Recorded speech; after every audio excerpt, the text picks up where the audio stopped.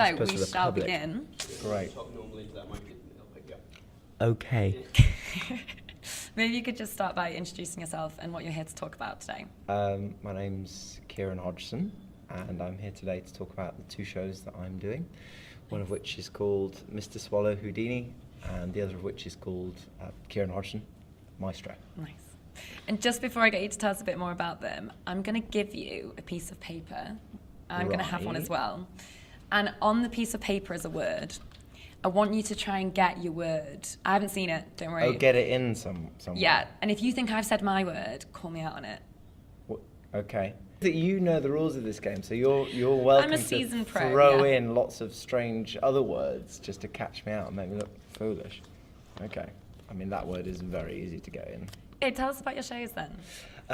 So the first show is called Mr. Swallow Houdini, and it's the creation of a very silly man called Nick Mohammed. And it's all about, it's all about Houdini, as you get from the title, but it's Nick has been doing a character for a few years called Mr. Swallow, who is an absolute nutcase, who has license to do anything on stage. And the idea is that this person, Mr. Swallow, has put on a show about Houdini. Needless to say, it's rather chaotic, but it has an awful lot of really very difficult magic in it.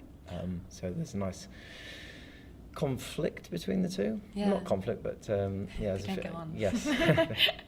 Comedy and magic. Yeah. Okay. And it's a very silly show with a lot of singing and dancing, neither of which I'm amazing at, but at both of which I'm sort of acceptable. That kind of sounds like it's got everything. Singing, dancing, magic, comedy. Like, bang for your buck. The thing we keep saying to ourselves is, well, you know, people could pay the same to see stand-up for an hour. Yeah. Just kind of there with the mic. Whereas we've got a water tank and all sorts of escapes and magic and songs and dance routines and lighting and smoke and a pianist. So nice. You'll watch it, warts and all. Yeah, every penny is up there on the stage. Don't you worry. Nice. Okay, so now tell us about your other show. So my other show is my own baby and my own responsibility. It's called Maestro, and as you may glean from that title, it's about classical music, but in particular it's about my attempts to write a symphony, which is something that I'm not really qualified for.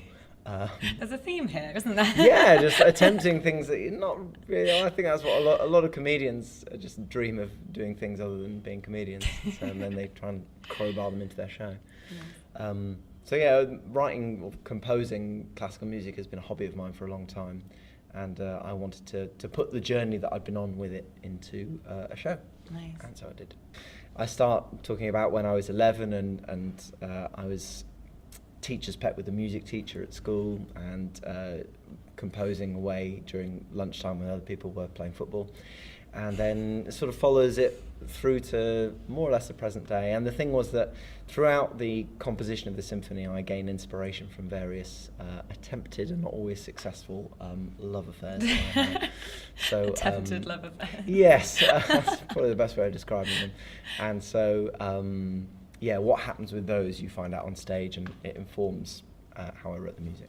And it's been doing insanely well. I've saved some of the tweet reactions you've been having. Okay. So maybe I can tell you a couple of them, and you can... Don't see what all the fuss is about. Okay, right. I wake up every morning expecting to see that tweet. There's going to be someone, why is everyone this been flagged? interested in this? Okay, what about this one? An exquisite masterpiece that joins classical music with comedy in perfect harmony. Flawless storytelling. Oh dear. That's nice. I like the fact they used harmony. Yeah. That's nice. Nice, they've seen it then. Yeah, they're clear. Yeah.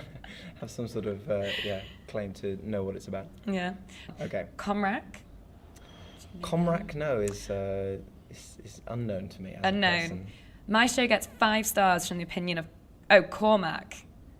Okay, his name on Twitter is Comrack, but then he says, gets 5 stars from the opinion of Cormac. Oh, I Better see. put that on your flyer for next year. I will, but under which name, we don't yet know. So I'll have to get some verification on that. Yeah, can you tweet in, actually, please? Yeah, please, Comrack, if you're listening. Or Cormac. Or Cormac. Okay, so just to sum this up, if someone's thinking of coming to see your show, what should they expect? In maybe like 3 or 4 words. words, in brackets, lots. Nice.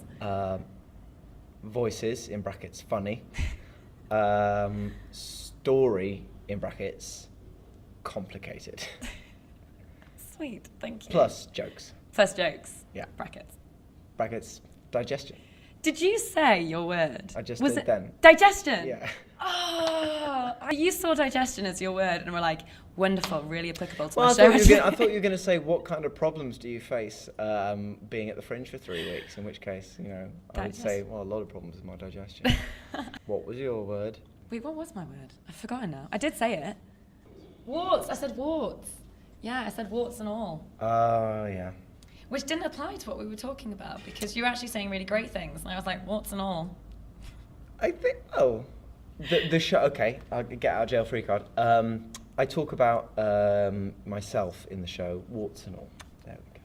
That's what I should have said. Thank you. Why I have to now say it. I know. Anyway. Thank you so much. Tell us where we can find you. You can find me at the Voodoo Rooms at 9:30 every night. And you can also find Mr. Swallow at the Pleasance at 7 every night. And I'll be running between the two between 8 and 8:30. I think maybe see you in the street. Yeah, you might see, if you see me on either Pleasance or St Mary's Street or Jeffrey Street or through Waverley, I pop into Smith's in Waverley every day and get some crisps. So Really? yeah, you'll see me there. I was hoping to get some sort of relationship with a lady behind the counter, but it's all self-checkout now. So a lonely life I lead. If there ever is a disclaimer where we should not have that technology, that is it, I think. Yeah, I wanted to For be ruining like, my love back life. again, Kieran, how's your show today? That kind of thing, but no, it's just like, please start by scanning an item.